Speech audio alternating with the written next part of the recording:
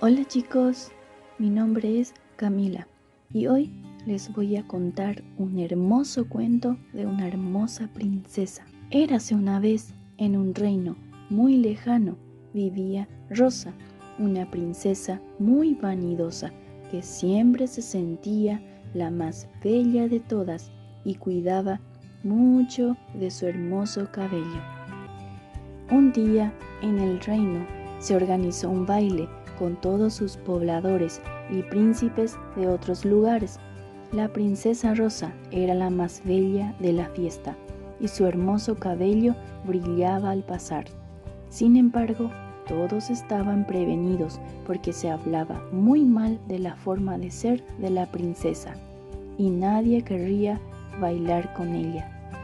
Esa noche ella estaba muy triste, contemplando su hermoso cabello y sentía que era la más bella.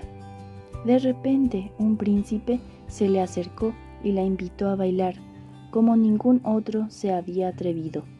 Este simple detalle enamoró a la princesa y por primera vez se sentía atraída por alguien. La princesa le habló al príncipe toda la noche de su largo y bello cabello, y él no parecía molesto. Al contrario, se sentía muy bien conversando con Rosa.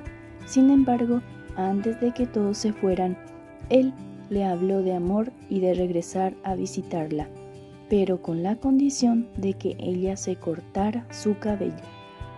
La princesa se sentía muy triste porque deseaba mucho ser la nueva esposa del príncipe, pero al mismo tiempo amaba su cabello. El príncipe no quería arruinar su cabello, él solo quería hacerle entender a la princesa que el amor es más grande que cualquier otra cosa.